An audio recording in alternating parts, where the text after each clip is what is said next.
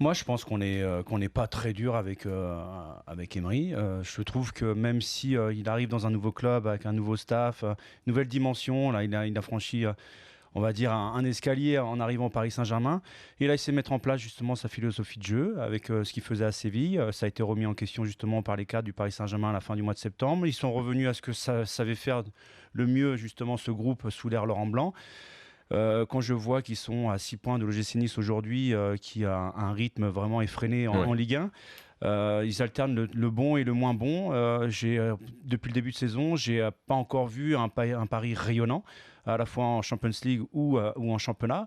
Donc c'est vrai que je vais être indulgent sur le fait qu'il vient d'arriver, mais en même temps, je me dis que globalement, cet effectif n'a pas, hormis le départ vraiment de Zlatan, il n'a pas été remis en question. Et pour toi, c'est la responsabilité d'Emery. Écoute, quand je vois ses choix encore sur son 11 titulaire hier, je suis désolé. Quand je vois Rabiot qui rentre et qui change la physionomie du jeu au milieu de terrain, alors que tout le monde sait que ça a été le meilleur au match aller et que c'est un des meilleurs au Paris Saint-Germain depuis le début de saison, qui le laisse sur le banc. Quand je vois que les recrues n'ont quasiment pas de temps de jeu, ça me laisse dubitatif. Donc, est-ce que c'est la responsabilité uniquement et seulement d'Unai Emery? J'ai tendance à croire que oui, puisque c'est lui l'entraîneur.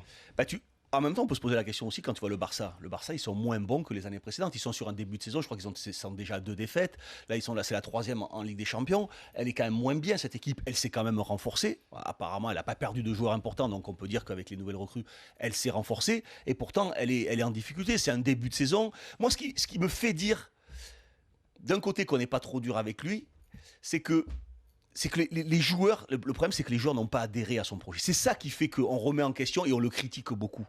C'est que les joueurs contestent son autorité. Oui, même il n'a pas le respect des joueurs. Il a dit, justement, là tu es dans le cœur du sujet. C'est ça qui fait qu'au-delà des résultats, si tu sentais qu'il y avait un groupe derrière son entraîneur, avec une nouvelle organisation, qui sont prêts à travailler, qui sont prêts à s'orienter vers un autre style de jeu, adhérer à ça et se dire bon mais on y va tous ensemble et puis les résultats vont venir parce qu'on y croit. Là c'est pas du tout ça, c'est des discours qui sont tous un peu différents et on voit toujours Unai Emery un petit peu acculé et se défendre. Donc comme il est dans une position défensive, jamais soutenu par sa direction ou par ses joueurs, à l'arrivée tu lui tapes un peu dessus parce qu'il est tout seul quoi.